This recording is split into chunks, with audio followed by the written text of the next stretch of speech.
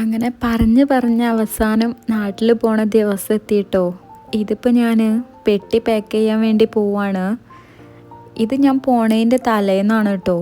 അപ്പോൾ ഞാൻ ഓരോരുത്തരുതായിട്ട് മടക്കി വെക്കാമെന്ന് വിചാരിച്ച് ഫസ്റ്റ് ഞാൻ ഇലുവിൻ്റെതാണ് സ്റ്റാർട്ട് ചെയ്യുന്നത്.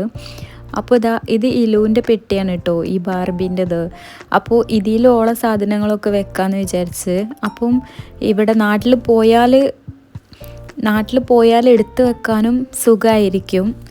അപ്പോൾ അതുകൊണ്ട് തന്നെ ഓരോരുത്തരുത് സെക്ഷൻ ആക്കിയിട്ട് മാറ്റി വെച്ചാൽ അത് കൂടുതൽ എളുപ്പമായിരിക്കും എന്ന് വിചാരിച്ചിട്ട് ഞാൻ അങ്ങനെ ചെയ്യാണ്.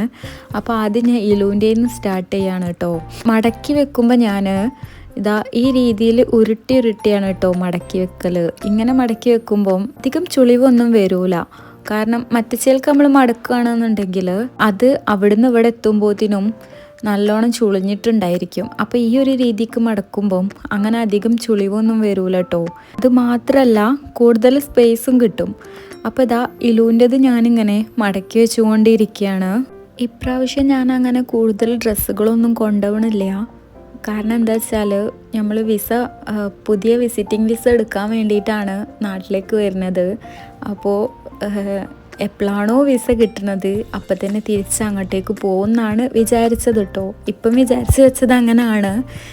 പിന്നീട് അത് എന്താവും എന്നുള്ളത് അറിയൂല. പക്ഷേ എന്തായാലും ഇനിയിപ്പോൾ പെട്ടെന്ന് വിസ കിട്ടുകയാണെങ്കിൽ നമ്മൾ വേഗം പോവുകയാണെങ്കിൽ എല്ലാം കൂടെ അങ്ങോട്ട് കൊണ്ടുവന്നിട്ട് അങ്ങോട്ടും ഇങ്ങോട്ടും ഇങ്ങനെ കൊണ്ട് നടക്കണ്ടല്ലോ എന്ന് വിചാരിച്ചിട്ട് കുറച്ച് സാധനങ്ങളെ കുറച്ച് ഡ്രസ്സസ് മാത്രമേ നാട്ടിലേക്ക് കൊണ്ടുവരുന്നുള്ളൂ.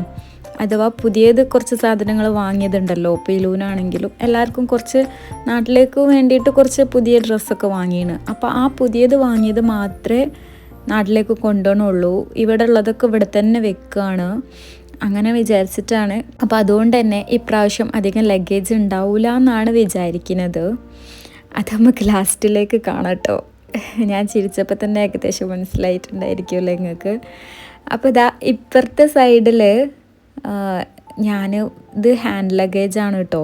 അപ്പോൾ ഹാൻഡിൽ ആകെ 7 കിലോ മാത്രമേ പറ്റുള്ളൂ. അതുകൊണ്ട് ഇപ്പുറത്തെ സൈഡിൽ ഞാൻ അധികം വെയിറ്റ് ഇല്ലാത്ത ഇലുവിൻ്റെ ഫാൻസി ഐറ്റംസ്, പിന്നെ ചീർപ്പ്, അങ്ങനത്തെ സാധനങ്ങളൊക്കെ ഉണ്ടല്ലോ, അത് ഈ ഒരു ഭാഗത്താക്കി വെച്ചിന്. അപ്പോൾ അങ്ങനെ ആ ഒരു പെട്ടി വെയിറ്റ് കണക്കാക്കി കേട്ടോ.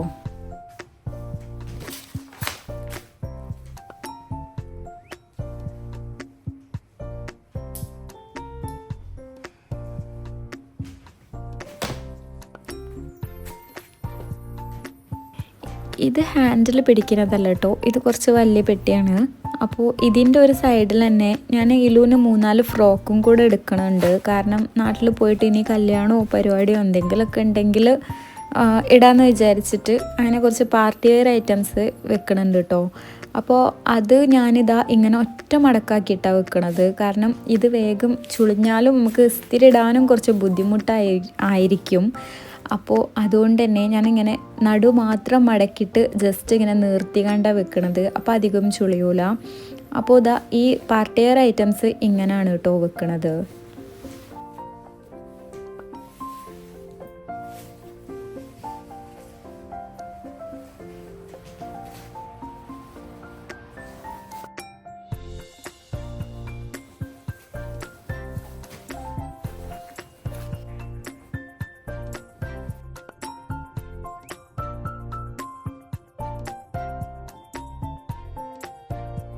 അപ്പോൾ ഈ ഒരു പെട്ടിൻ്റെ ഇപ്പുറത്തെ സൈഡിൽ ഞാൻ എൻ്റെ ഡ്രസ്സുകളാണ് കേട്ടോ വെച്ചത്.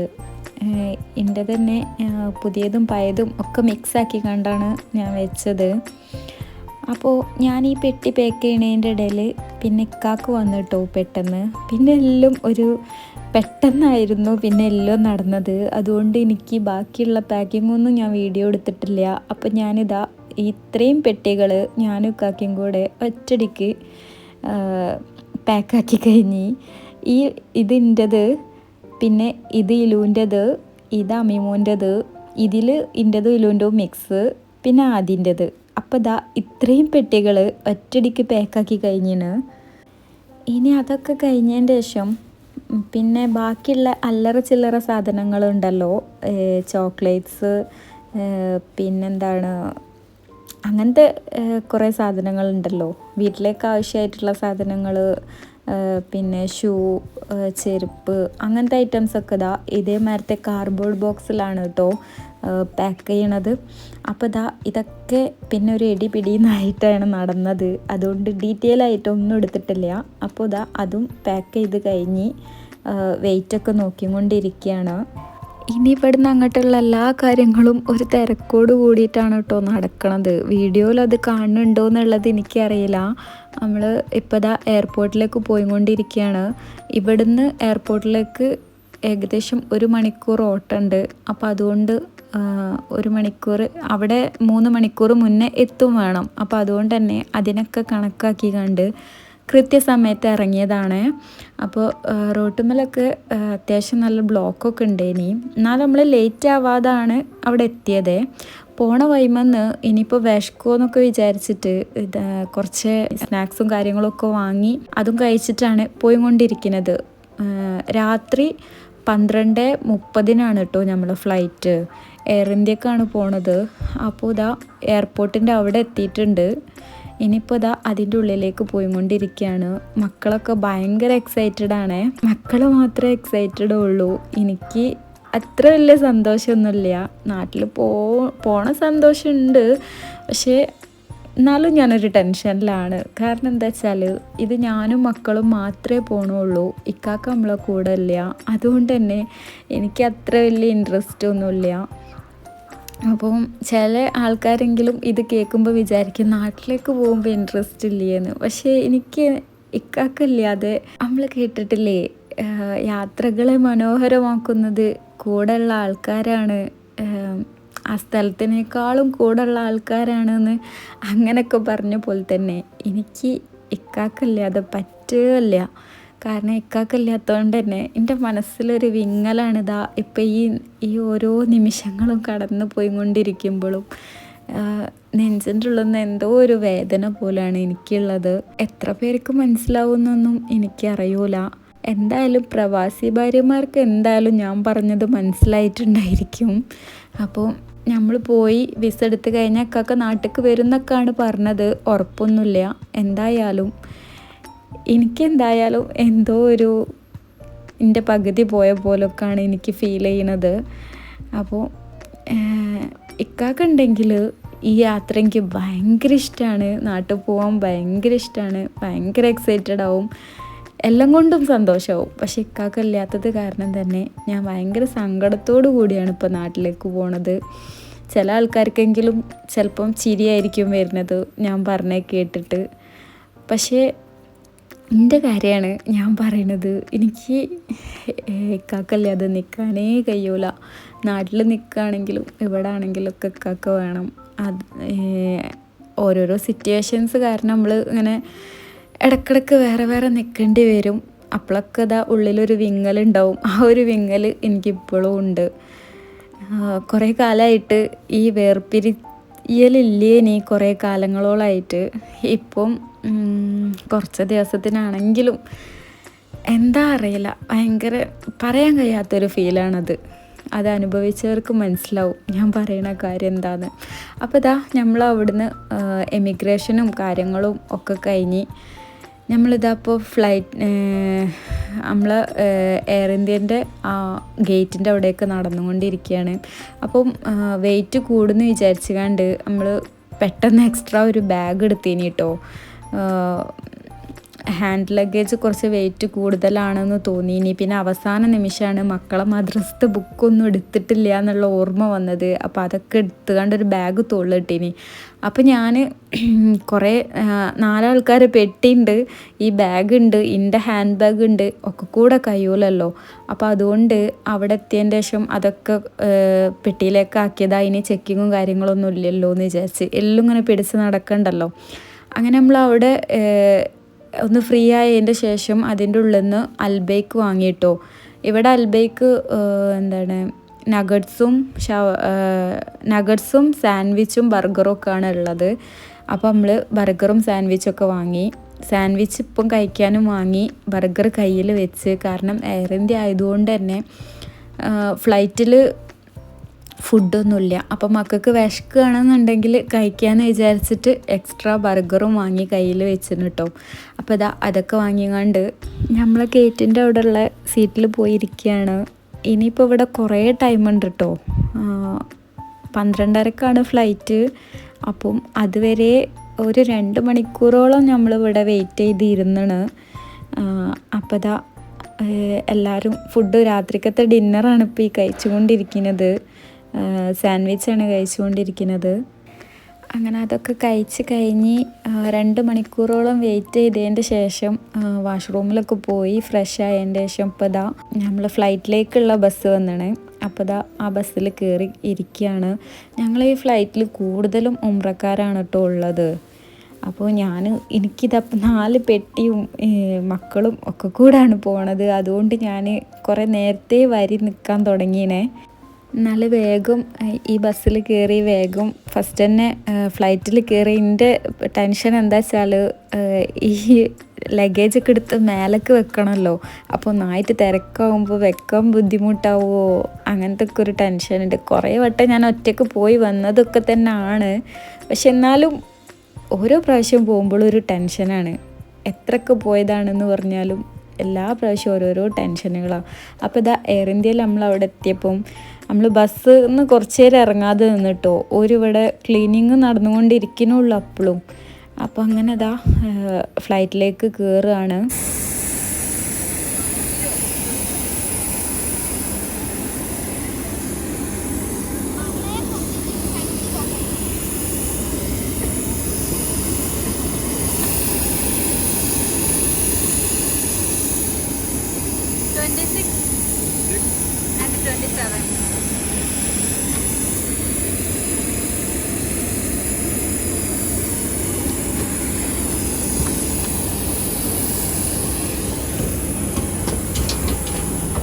ഇതാണ് കേട്ടോ ടാസ്ക്.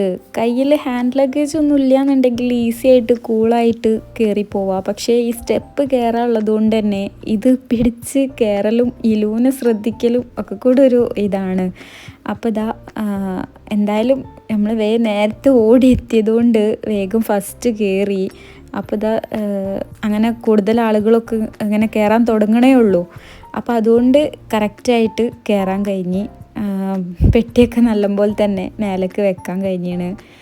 ഇനിയിപ്പോൾ ഫ്ലൈറ്റ് മൂവ് ചെയ്യാൻ സ്റ്റാർട്ട് ചെയ്താണ്. ഞാനും ഇലും അമ്മിമോനും ഒരു സീറ്റും ആദ്യം വേറൊരു സീറ്റും ഇനിട്ടോ. ആദ്യക്കും ഇലുവിനും വിൻഡോ സീറ്റ് തന്നെ വേണമെന്ന് നിർബന്ധേനി. അതേപോലെ തന്നെ ഇലുവിനും ആദ്യക്കും വിൻഡോ സീറ്റ് തന്നെയാണ് കിട്ടിയത്. അപ്പം എന്തായാലും ഓല രണ്ടാളെ കച്ചറ കാണേണ്ട ആവശ്യമില്ല. അല്ലെങ്കിൽ എല്ലാ പ്രാവശ്യവും എനിക്ക് വിൻഡോ സീറ്റ് വേണമെന്ന് പറഞ്ഞുകൊണ്ട് രണ്ടാളും അങ്ങോട്ടും ഇങ്ങോട്ടും കച്ചറ ഉണ്ടാവല്. അപ്പോൾ ഇലു ഈ ലബൂബുനെ കൈ പിടിച്ചിരുന്നു കേട്ടോ. അപ്പോൾ ഓൾ അതിനോട് എന്തൊക്കെയോ സംസാരിച്ചുകൊണ്ടിരിക്കുകയാണ്. അപ്പോൾ ഫ്ലൈറ്റിൽ സുരക്ഷയ്ക്ക് വേണ്ടിയിട്ട് ഇങ്ങനെ എന്തൊക്കെ ചെയ്യേണ്ടത്, എന്തെങ്കിലും അപകടം ഉണ്ടായാലും എന്തൊക്കെ ഓക്സിജൻ മാസ്ക് എവിടെ നിന്നാണ് എടുക്കേണ്ടത്, ഇതൊക്കെ ഇങ്ങനെ പറഞ്ഞുകൊണ്ടിരിക്കുകയാണ്. അപ്പോൾ ഫ്ലൈറ്റ് മൂവ് ചെയ്ത് തുടങ്ങിയാണ്. ഈ ഫ്ലൈറ്റ് ലാൻഡ് ചെയ്യുമ്പോഴും അതുപോലെ തന്നെ ഫ്ലൈറ്റ് പൊന്തുമ്പോഴുമാണ് ഏറ്റവും ടെൻഷനുള്ള സമയം. എത്രയൊക്കെ ഫ്ലൈറ്റിൽ യാത്ര ചെയ്തെന്ന് പറഞ്ഞാലും ഒരു പേടിയാണ്. പ്രത്യേകിച്ച് ഇപ്പോൾ എയർ ഇന്ത്യ ആകുമ്പോൾ ഒന്നും പാടി ഒരു പേടിയാണ്. അങ്ങനെ സൗദി അറേബ്യനോട് ഞങ്ങൾ വിട പറയുകയാണ്. സൗദിയിൽ നിന്ന് പോകുമ്പോൾ രാത്രിയും കേരളത്തിൽ നിന്നാണെങ്കിൽ പകലും. അങ്ങനെയാണ് ഫ്ലൈറ്റിൽ നിന്നുള്ള വ്യൂ ഏറ്റവും ഭംഗിയുണ്ടാവുക. സൗദിയിൽ പകൽ വന്നിറങ്ങുകയാണെന്നുണ്ടെങ്കിൽ ഒരു ഉണങ്ങിയ സ്ഥലം പോലെ ഉണ്ടാവും. ഫുള്ള് മരുഭൂമിയായിരിക്കും. അതേ സ്ഥാനത്ത് നമ്മളെ കേരളത്തിൽ പകലാണെന്നുണ്ടെങ്കിൽ നല്ല പച്ചപ്പും കാര്യങ്ങളും ഒക്കെ ആയിട്ട് നല്ല രസമുണ്ടാവും. അപ്പോൾ ഇപ്പം നമ്മൾ രാത്രി ആയതുകൊണ്ട് തന്നെ സൗദി അറേബ്യ കാണാൻ നല്ല രസമുണ്ട്. നല്ല ലൈറ്റും കാര്യങ്ങളും ഒക്കെ ആയിട്ട്. എന്തൊക്കെ പറഞ്ഞാലും എൻ്റെ മനസ്സിൽ ഞാൻ നേരത്തെ പറഞ്ഞ കാര്യമാണ്. ഈ ഫ്ലൈറ്റ് ഇങ്ങനെ പൊന്തി ഇങ്ങനെ മൂവ് ചെയ്തുകൊണ്ടിരിക്കുമ്പോൾ ഞാൻ റിപ്പീറ്റ് ചെയ്ത് കണ്ട് ബോറടിപ്പിക്കില്ല. അപ്പോൾ ഇലു നല്ല ഉറക്കമാണ്. ഇതിപ്പോൾ കുറേ നേരം കഴിഞ്ഞിന് കേട്ടോ. 12:30 എന്ന് പറഞ്ഞിട്ട് 1 മണിക്കാണ് ഇവിടുന്ന് ഫ്ലൈറ്റ് എടുത്തത്. അപ്പോൾ ഇലു ഓളെ ബർഗറൊക്കെ കഴിച്ചുകൊണ്ട് ഓളം ഉറങ്ങി. മക്കളൊക്കെ ഉറങ്ങാൻ ശ്രമിച്ചുകൊണ്ടിരിക്കുന്നു. ഞാനും അപ്പം എൻ്റെ ബർഗർ കഴിച്ചുകൊണ്ടിരിക്കുകയാണ്. അതൊക്കെ കഴിഞ്ഞിതാ ലൈറ്റൊക്കെ ഓഫാക്കിയാണ്. ഇനി നല്ലൊരു ഉറക്കം. അങ്ങനെ കുറച്ച് നേരം ഞാൻ ഉറങ്ങി നീച്ചപ്പം കാണുന്ന വ്യൂ ഇതാണ് വ്യൂ. പെട്ടെന്ന് ആ സൂര്യൻ ഉദിച്ച് വരുന്ന നല്ല ഭംഗിയുണ്ടായിരുന്നു കേട്ടോ ഇത് കാണാൻ. ക്യാമറയിൽ എത്രത്തോളം എടുത്ത് കാണിക്കുന്നുണ്ടോ എന്നുള്ളത് എനിക്ക് അറിയൂല. അത്ര ഞാൻ നേരിട്ട് കാണുന്ന ആ ഒരു ഭംഗി ക്യാമറയിൽ എനിക്ക് കിട്ടണില്ല. നല്ല രസമുണ്ടായിനി ഈ ഒരു സൂര്യൻ ഉദിച്ച് വരുന്ന ഇത് കാണാൻ. അപ്പം ഞാൻ ഫോണിൽ ടൈം നോക്കിയപ്പം 4 മണിയാട്ടോ കാണിച്ചത്. അപ്പോൾ അത് സൗദിത്തെ ടൈമാണ് എൻ്റെ ഫോണിൽ കാണിച്ചത്. അപ്പോൾ ഇതിപ്പോൾ നമ്മൾ എവിടെ എത്തിയെന്ന് എന്താണെന്നൊന്നും അറിയൂല. എവിടെയാണെങ്കിലും നല്ല ഭംഗിയുണ്ട് കാണാൻ. പിന്നെ ഈ മേഘങ്ങളും അതും ഇതൊക്കെ നോക്കി കുറച്ച് നേരം അങ്ങനെ യാത്ര ചെയ്ത് പിന്നെയും എപ്പോഴോ ഉറങ്ങിപ്പോയിട്ടോ. ഓരോ പ്രാവശ്യം ഉറങ്ങും, പിന്നെയും ഉണരും, പിന്നെയും ഉറങ്ങും, പിന്നെയും ഉണരും. അപ്പോൾ കാണുന്ന കാഴ്ചകൾ ഞാൻ ഇടയ്ക്കിടയ്ക്ക് ഇങ്ങനെ വീഡിയോ എടുത്തതാട്ടോ ഇതൊക്കെ. അങ്ങനെ അവസാനം ചെറുതായിട്ട് പച്ചപ്പ് കാണാൻ തുടങ്ങിന്. അങ്ങനെ നമ്മളെ നാട്ടിലെത്തി. നമ്മളിപ്പോൾ അവിടെ കാലിക്കറ്റ് കരിപ്പൂർ എയർപോർട്ടിലാണ് കേട്ടോ ഇറങ്ങണത്. അപ്പോൾ ഇവിടെ നിന്നുള്ള ഈ വ്യൂ ഭയങ്കരമാണ്. ഈ ഒരു ഫ്ലൈറ്റിൽ നിന്ന് ഇങ്ങനെ കാണുമ്പോഴാണ് തോന്നുക ഇത്രത്തോനെ മരങ്ങളും ഇത്രത്തോനെ പച്ചപ്പും ഉണ്ടോ നമ്മളെ നാട്ടിൽ എന്നുള്ളത്.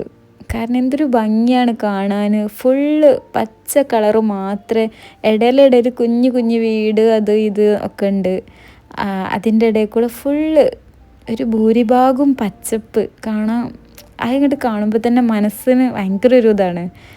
ആ ഒരു ഇങ്ങനെ നാട്ടിൽ വന്നിറങ്ങുമ്പോൾ കാണുന്ന ഈ ഒരു പച്ചപ്പ്. പാടവും കുറച്ചങ്ങോട്ട് കഴിഞ്ഞാൽ പാടം, മലകൾ, മരങ്ങൾ ഒക്കെ ഇങ്ങനെ മേലെ നിന്ന് ഇങ്ങനെ വേർതിരിച്ച് കാണുമ്പോൾ നല്ല രസമുണ്ട് കാണാൻ. നമ്മളിവിടെ കാലിക്കറ്റിൽ ഒരു ടേബിൾ ടോപ്പ് ഇതാണ് കേട്ടോ ലാൻഡ് ചെയ്യണത്. ടേബിൾ ടോപ്പ് റൺവേ ആണ്. എനിക്ക് എപ്പോഴും പേടിയുള്ള കാര്യമാണ്. കാരണം അധികം മൂവ് ചെയ്യാണ്ടാവില്ല. ലാൻഡ് ചെയ്ത ഉടനെ തന്നെ ഫ്ലൈറ്റ് സ്റ്റോപ്പ് ആവും.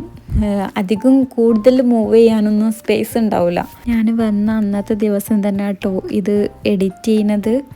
അപ്പോൾ അതുകൊണ്ട് തന്നെ ഞാൻ കൂടുതൽ എഡിറ്റ് ചെയ്ത് കണ്ട് വോയിസ് ഒന്നും ശരിയാക്കിയിട്ടൊന്നുമില്ല. ഞാൻ അങ്ങനെ ഒരു ഫ്ലോയിൽ അങ്ങനെ അങ്ങോട്ട് പറഞ്ഞു പോയതാണ്. എന്തൊക്കെയാണ് സംഭവിക്കുന്നത്, ചിലപ്പോൾ ഭയങ്കര സ്ലോ ആയിരിക്കും, ചിലപ്പോൾ ഇടയിലിടയിൽ ഇങ്ങനെ സ്പേസ് വന്നിട്ടുണ്ടായിരിക്കും. പക്ഷേ ഞാനൊന്നും എഡിറ്റ് ചെയ്ത് കണ്ട് അധികം വോയിസിനെ ക്ലിയർ ആക്കാനൊന്നും ഞാൻ ശ്രമിച്ചിട്ടില്ല. ഈ ഒരു വീഡിയോയിൽ വിട്ട് ഇങ്ങനെ പറയണതും എൻ്റെ ശ്വാസം വിടുന്ന ഒച്ചയും ഒക്കെ കേൾക്കാം. ഭയങ്കര ക്ഷീണമുണ്ട് കേട്ടോ എനിക്ക്. ഈ ക്ഷീണത്തിൽ കൂടാണ് ഞാനിത് എഡിറ്റ് ചെയ്യണത്. കാരണം എനിക്ക് ഇനി പുതിയ വീഡിയോ എടുക്കണമെങ്കിൽ എൻ്റെ മെമ്മറി ഫുള്ളായിന്. ഇത് എഡിറ്റ് ചെയ്ത് ഷെഡ്യൂൾ ചെയ്ത് അപ്ലോഡ് ചെയ്ത് വെച്ചിട്ട് വേണം എനിക്ക് അടുത്തത് വീഡിയോ എടുക്കാൻ കഴിയുള്ളൂ. കാരണം ഫോണൊക്കെ നിറഞ്ഞ മെമ്മറി ഫുള്ളായിന്. അപ്പോൾ അങ്ങനെ ഞാൻ പറഞ്ഞു വന്നത്, ഞാൻ കൂടുതൽ എഡിറ്റ് ചെയ്ത് കണ്ട് വോയിസ് ക്ലിയർ ആക്കിയിട്ടില്ല. വോയിസിൽ പല പാകപ്പിഴവുകളും വന്നു പോയിട്ടുണ്ടായിരിക്കും വോയിസിൽ. അപ്പോൾ നമ്മളിതാ താന്നുകൊണ്ടിരിക്കുകയാണേ. ഇനി നമുക്ക് ഇതൊന്ന് കാണാം എന്തായാലും.